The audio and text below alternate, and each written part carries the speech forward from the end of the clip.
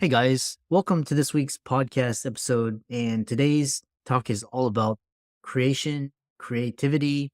And with that, I've got Kamal Johnson, and he is a YouTuber, he's a podcaster, and he's a producer and director. He likes to call himself as a digital comedian. He's got an very interesting personality, and happy to welcome him to the show. So, Kamal Johnson, welcome. Hey, what's up, man? I do gotta correct you though, because I don't consider myself a YouTuber or podcaster. I consider myself a news anchor, and I'm Okay. running a news company and a news channel. It just happens to be on YouTube and podcast platforms. I consider myself that. And the only reason why I consider myself a digital comedian is not me that's saying it. It's these, I'm gonna be honest, these hating ass dweebs out here that be hating, and they were the ones trying to talk crap like, "Oh, what you think? You think you a comedian or something?" I'm like, wait a minute. I am digital and y'all think I'm a comedian. That's how I got my nickname, the Black Seinfeld. So I'm using all they hate against them and stuff like that. And when I'm out in the world talking to people, assume that I'm a comedian and they think I'm funny. So I don't think myself as a digital comedian. It's the world that thinks that. I consider myself a news anchor and I'm running a media company. Yeah. Interesting. So, if you're one, how do you reconcile news anchor and comedian together? It's the same as like looking at any other news station that some people might think Tucker Carlson is funny. I don't think he's funny at all. I think he lame. But some might think he's funny. Or I think a person like John Oliver, I think he's really funny. You know what I mean? And he gives the news and he's a comedian in a sense. Also, another person that I feel gives the news and some would consider a comedian at times is Tariq Nasheed. He's another person that I know gives the news, but he considers himself a comedian, but I consider him also a comedian. Somebody gives the news. Dewan B, another person out there that gives the news and has a comedic flair at times is a person named Professor Black Truth. So that's how I consider. I don't really consider myself a comedian, more of the news, but that's how they intertwine with each other. If you really watch news at times, like sometimes I watch PBS, yeah, they don't try to be funny, but sometimes they funny the way they try to deliver the news and stuff like that. So that's how I intersect the two and stuff like that. And also, I'm sad that these two are fighting now, but they were like inspiration. But Desus and Mero, they broke up, and I consider them like comedians and also giving out the news and stuff in that nature. So sad that they fighting though, man. They beefing right now. So Yeah, quite interesting because this whole social media landscape, and it's like basically you can have people having their own media outlets. You have yours, you've got your personality. I think what's really interesting is your brand's got a very distinct flair and personality to it. So one thing it's talking about is what types of content resonates with your audience? Because it's like you've got really a very interesting personality, and what types of audience resonates with your message. from what I'm noticing, I got two sides of the audience. So I got a side of the audience that clearly loves me, that we don't always agree, but when we disagree, we do it with like respect. They come in with ideas, they come in with great comments. Usually they like my ideology and love the facts that I'm bringing to the table, and they love my delivery. So I have that sector of my audience and stuff like that. Then I have another side of the audience, the dark side of the audience, the trolls, the haters, the suspected WSers. Sometimes they're very anti-black. The things that they say, you feel me? They are bigots, racists. Some of them is coons. I don't know if you know what a coon is, but some of them, they be commenting the other side of that audience. That's what they is. And yeah, I've embraced that I have two sides of the audience. What's happening is the love side of my audience is starting to grow a little bit more. That's been tougher to get because my delivery and actually the stuff that I talk about, they ruffle feathers. But hey, if you ain't ruffling no feathers, it's like, how you gonna make the chicken?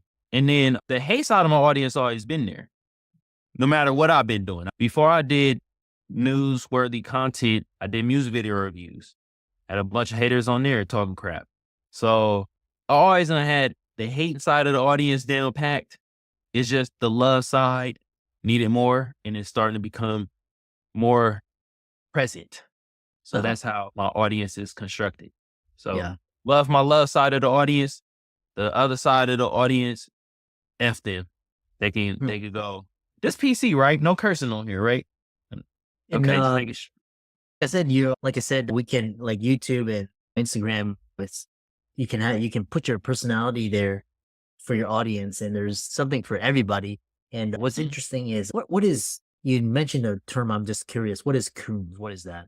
Coon usually is a Black American, Uh but huh. it also be a Black person from the diaspora, from the UK, wherever, and they come over here, or they're already here because they're a Black American, and they have vitriol or towards us as Black Americans and Black people, and they uphold the ideology of white supremacy, which comes with the cooning. So somebody like sometimes Stephen A. Smith, he be cooning. This guy named Tommy Sotomayor, cooning. Whereas it's the whole shucking and jiving for the white person so you could get ahead socially in life in their eyes. So yeah, that's what coon means. And And also coon can mean other races could probably have a version of coons and things in that nature. yeah, But yeah, interesting. that's what it means. Mhm. Yeah. Are you Gen Z or you're millennial? I'm gonna be honest, I be not knowing the F what I am at times. I guess I'm a millennial because I'm 36, but that stuff be confusing me. I'm like, wait a minute, am I a millennial or Gen Z? I think I'm on the cusp. I don't know. I them things be confusing me. I think I'm a millennial though. Yeah. You're you're 36. Yeah, you're a millennial. Yeah. Yeah. Like Gen Zs are what? 30. When is Gen Z? that's a good question. Gen Z is what I would say they're less than like in their 20s. Yeah. I think that's Gen Z because my niece is Gen Z. She's 19. Yeah. And but the older Gen Z is probably what, like 29, 30. That's what it kind of blurs, but yeah. You know what? I'm gonna ask my bro Google right here. Bam. Research in popular media loosely used the mid to late 1990s as starting birth years and the early 2010s as ending birth years for defining Gen Zers. So early 90s. So probably 90 mid to so 95 is when they start Oh, into the 2010s. So yeah, I'm most definitely a millennial. so you're a millennial. Okay. Yeah. Okay. Yeah. Gen Zs are, I would say, probably like 25 and under, maybe 24. So 25 under. So we're 20. So 2000s and the 2000s. Yeah. Or actually, yeah. Yeah. Or 95 and above. Yeah. yeah. So, So not our answer. Most definitely in a Gen Zer. yeah. Yeah. So, question for you: which platform does your audience most resonate with? Is it YouTube? Is it? I mean, I would think streaming would be really popular for for you and your audience. But I'm just that's why I'm asking you. But Yeah. So I would say any of them streaming platforms like Twitch, YouTube, they resonate very well on. yeah, LinkedIn, they start to resonate very well on too. LinkedIn and Twitter. Because I'm able to really, go yeah, live on there too and stuff like that. So they yeah. resonate on those platforms and stuff. But a lot of my traction comes from YouTube. I get a lot of comments from YouTube. And Reddit, Oh, interesting. get a lot of traction and comments and stuff off of there too. So those is the platforms that I get traction on that resonate with my style of content and Okay, things in that nature. interesting. Reddit. I've never Reddit has actually been one of those platforms that it's always been there, but it's because the professionals go to LinkedIn and Twitter, the creatives go to YouTube and Instagram, TikTok. What kind of audience goes to Reddit? Mostly the incels. A Ins- lot of incels. Yeah. You know What what is an it? incel is? No, what is that? It's the motherfucker that ain't been having no sex, so they angry because they ain't having no sex. They usually blame women for them being sexless and mad uh, at those is incels. There's a lot of those already. Now it's a good amount of good people on there. You can get some yeah, good information, but yeah. it's a lot of hating mother effers out there already. That's what Reddit is. Reddit is think of Twitter on steroids. Okay. Twitter is Yeah. or Yeah. X if you want to be what it is now or whatever. But that's Yeah. how Reddit is. But Reddit is really great though. It done help get my numbers up and stuff and get my message out there and things in that nature. But you just gotta be prepared for the stupidity on Reddit. And literally, that's how I got my nickname, the Black Seinfeld. Black. It's where all the Game Stoppers were in the AMC. It's basically and I assume it's all a lot of males. It's that fair assessment or Yeah. when you're yeah. A Interesting. lot of males. They might have some Reddit women groups, but it's a lot of men, and most of them men is like I said, they Yeah. probably in their mama basement or they just hating because of that life ain't going too good for them. So I'm like, God damn, Yeah. man. But Reddit, like I say, is a great tool to Yeah. use. And speaking of YouTube, just got a comment on one of my videos. I ain't gonna read it. It might be a hater. I don't know yet. So What's interesting is so this you have this what does this mean house sway? What does that mean house sway? I don't know if you remember when Kanye went on to Sway, and Sway is a radio personality. Uh, He had people on his show, Sway in the Morning, yeah, and yeah. this was way back in the day. I forget when was that? I forget the year, but Kanye West was arguing with Sway, and then basically Sway was telling him that why are you trying to get into the fashion game and be along with white folks in power when you can just start your own stuff and start your own entity and do your own stuff and they can all be black owned. And then Yeah. that's when Kanye was like, how Sway, you ain't got all the answers. So that's what I say. How Sway. You feel me? So Uh, that's where it comes about. yeah. What that reminds me of is Tyler Perry, because Tyler Perry he's built a media empire in Atlanta, and he was like, "Screw the whites. I'm not working for a studio, and I'm going to create my own studio and create his own movies." And it's interesting because I was watching his movies, and it's got a lot of satire against the whites, and Mm. it's yeah, I think it's an interesting frame owning your content and as opposed to being part of a label, create your own record label, which is what you're talking about. Oh, no, not the record label. Sway was telling Kanye to start your own fashion brand because Oh, this is when fashion. Kanye was trying to get into fashion and he was talking about the gatekeepers in Yeah. fashion. And Sway was like, you got enough pull, enough notoriety, just start your own stuff. Yeah. You might spend a little bit more money on the beginning, but you're gonna come out in the long run really good. And Kanye wasn't feeling that. He was just more of they ain't letting me in. They ain't letting me into the club. Blah blah blah. How Sway? You ain't got the answers in this. But now, hindsight 2020, we come to now. Kanye actually told Sway, you was actually correct. I should have just started my own stuff and just created my own entity, just like Tyler Perry did. You feel me? And see, the thing is, the reason why you got to start these own entities and stuff like that, because these mother effers ain't selling it to us. Tyler Perry tried to buy BET. Byron Allen tried to buy BET. See, most people don't know BET is actually owned by this woman named Sherry Redstone, which was passed down to her by her husband, Sumner Redstone, which are white folks, right? And Yeah. the thing is, they don't want to sell BET. You got to think to yourself, why does she don't want to sell a failing asset? Right now, BET, the advertisers are underpaying them. They're in massive amount of debt. Real talk, black people not really watching BET like they did back in the day. So why is Sherry Redstone still holding on to this asset that not only two black men, Tyler Perry and Byron Allen, but 50 Cent, and I think P. Diddy was about to buy BET at one point. Many black men was trying to buy BET and was going to overpay, but Sherry Redstone still wanted to keep on to that asset. And you got to be like, why? Because it's a power thing. Now she controls how we're depicted in black entertainment compared to if Tyler Perry or Byron Allen will buy it. So at that point, they tell us get our money up so we can buy these things. But when we do get our money up, they're like, nah, we gonna hold on to it. So just use your money to buy to create your own entity and be a competition with them. You know what I mean? Yeah. And also the thing about it, a lot of people don't know. Sherry Redstone is actually trying to sell the parent company of BET. Because BET is owned by Paramount and Paramount is owned by National Amusements. She's trying to sell National Amusements to this guy named David Ellison, who is the owner of Skydance Media. You see the whole game being played right here? So why go through that shit, or my bad, that ish, when you could just start up your own entity. You feel me? Which Tyler Perry is doing. So, Yeah. Interesting. little breakdown right there. Yeah.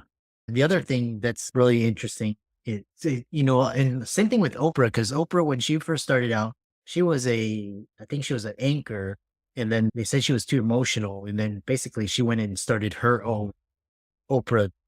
I guess she have her own TV show, and then she started her Yeah. own network. Mm. What is this? What is Why Tony? What is that? What is Why Tony? Why Tony? I was just playing around. It just sounds funny. Okay. You feel me? Why Tony? It's a funny phrase. Oh, okay. There's nothing really. When I was on Pod Match, I was like, yo, let me be different than everybody else on their Pod Match description. They be like Yeah. telling their whole life story. It's like, I telling your whole life story when you supposed to tell that in the interview during the Yeah. pod. People would be Yeah. like, yeah, I was born in 1985 on the west side of freaking wherever. Yeah, And yeah, when yeah. I came out when I was 2, I did Google Gaga. That's what I started out saying. And my first words was, I don't know, give me. And I'm like, oh, God, please. Oh, why Tony was just something I just put to just be comical. Oh, okay. What Yeah. about Where Elmo? Is it the same thing or is it different? Nah, where Elmo, because I didn't want to put where's Waldo, it's too generic. So where's Elmo? And everybody, I remember when I was a little kid, I was like, where the hell is my Elmo? And we couldn't afford to buy me Elmo. So I was always like, where he at? He was everywhere on TV, but never in my crib. Yeah, Damn. yeah. This is interesting and also what I think is like your audience, like you have a very interesting personality and it'll resonate.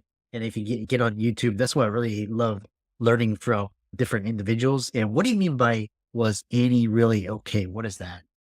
Okay, so remember when Michael Jackson was saying, Annie, are you okay? Are you okay, Annie? So is Annie really okay? We never got the answer.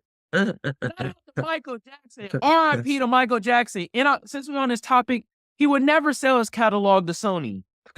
Never. You heard about Sony buying Michael Jackson catalog?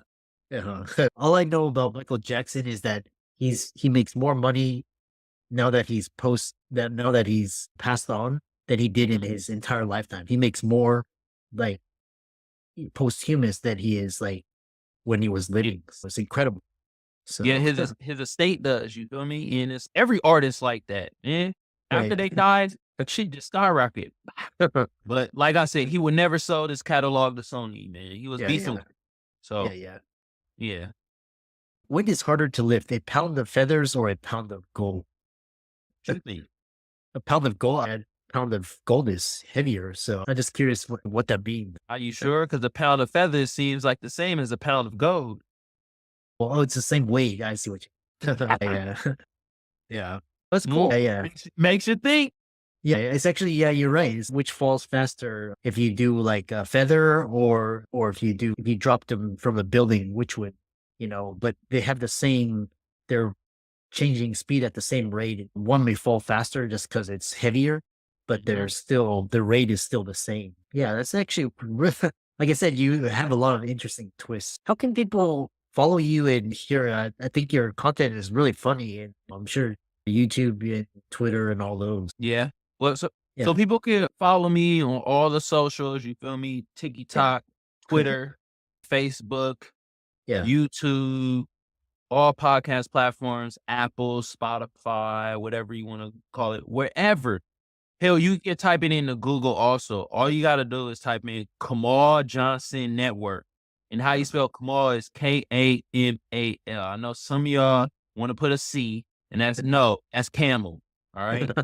Kamal Johnson Network. Yeah. All right. I just keep it simple, straight to the point, easy to find me. And you're also a podcast host of the Gab. What is the Gab? What does that talk about? Like I said, I'm a news anchor for that show, and that Yeah. show falls within my network, Kamal Johnson Network. Okay. And Oh, okay. so I had 4 shows, and certain shows like interchange with each other, but now I have 3: The Gap, Storm in the Brain, and the Sears Glare. So the Yeah. Gap is more of, I try to give my perspective as a Black American Uh-huh. in America on certain topics. that I Yeah. deem is important. So, Yeah. like the latest thing that I talked about with the Gap was that how are they trying to gatekeep us from what us Black Americans created, Uh-huh. AKA country music. Because that's really big right now because Beyonce and now radio stations is, nah, we're not playing this Beyonce song. This ain't country. And it's, wait a minute. Why are y'all gatekeeping something that we created? Yeah. Even if I'm not a country fan, I don't listen to that ish. Okay. But I do care about another group trying to gatekeep from what we created when we're leasing out to y'all.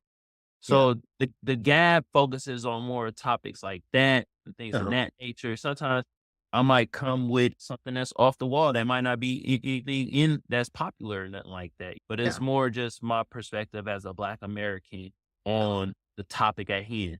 But also within that show, I do movie, shows, and album reviews. Oh, cool. Nice. And then I have another segment where I call it meme time. And Yeah. there I have just a couple memes 'cause I think memes are funny. They're never gonna go away. Yeah. And I just have a sector. So the Gab, I try to construct it like a show where there's 3 sectors that have the Gab topics. Then where I review the movie, shows, and albums. I call that the SAF segment because Okay. shows, albums, films, SAF Okay. Seth. segment. Yes. And Cool. then meantime. So that's what the Gab consists of. Okay. What does GAB stand for? I know you heard of the term the gift of gab, the ability to speak to anybody and stuff like that. You have Okay. charisma and stuff like that. Yeah. But Yeah. when I said the gab at first, I was just like, okay, this. I like the name, and people was gonna say I had the gab before, and Yeah. I was like, it's very catchy, and I do got charisma from what I've been told. So I was Yeah. like, Yeah. I'll go with that. But down the line, and once again, spread it. But actually, this person was actually a good commenter. He'll be part of the love side of my audience. And what he told me, he was like, bruh, keep doing what you're doing. You're doing God's work, bro. He's giving advice. And I was like, oh, at this point, Gab means God's advice, bruh. Yeah, and I say bruh a lot. Yeah. GA, God's advice. Cause this advice ain't coming from me, it's coming from God to me Interesting. to give to y'all. And when that person said that, I was like, "Oh, so that's what the Gab means Oh, that's cool. to me." I really enjoyed this conversation. It's really, like I said, I think you can use your personality to an anchor to your ideas and views for the audience. And it really resonates with a lot of mainstream things with music, entertainment, sports. And I think you keep it up. And are you doing stand-up comedy or no? Or are you I on? never done stand-up Yeah. comedy Oh, okay. before. Yeah. People done they taught me like you should try it and stuff, but I'm like, Yeah. oh no. I got a lot of stand-up comic friends and stuff. And shout out to James, you feel me? Great stand-up comic. You gotta get back out there though, you feel me? My other Yeah. homie Joey from Florida, incredible stand-up comic, you know what I mean? Yeah. Yeah. Cray Russian, insteadable stand-up comic out here in Dago. I reside in San Diego, but I'm from the Bay Area. I'm from Oakland, California. Moved Okay. out Yeah. here in '05. Who else? Walter Ford doing his thing. Great comic in my eyes. Who else? Who else? Who else? Dang, there was 2 other people. If I forgot y'all, don't be mad. Y'all know y'all great comics too, you feel me? These just the names that popped up in my mind Yeah. as of right now, you feel me? Yeah.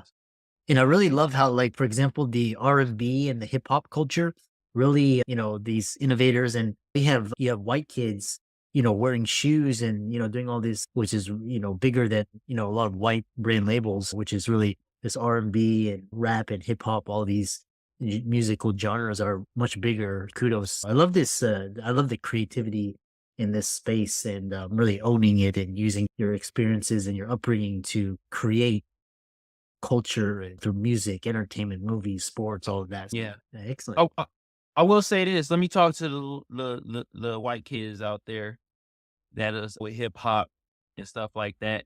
Let me tell you something. Black Americans created hip hop. Let's stop all the BS. Okay.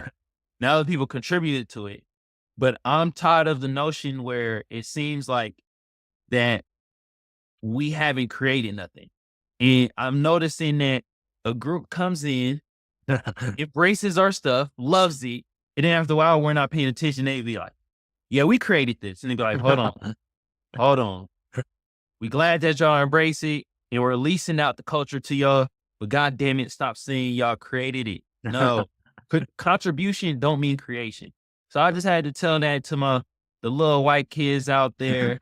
You feel me? You know what I mean? And some of the Spanish kids too. It's like they're saying that hip hop was created by like Spanish people and Black Americans. And it's, well, I love y'all. I love the kids unless y'all bad as hell. Nah, then sometimes I'll keep that. Love the Right. kids. All right. Excellent. All Yeah. right. Thanks so much. And for all the audience out there, be sure to give Kamal a like and follow on all his socials. Check out his work. You get a really fantastic laugh and just, as well as educated as well. And with that, thanks so much for coming on.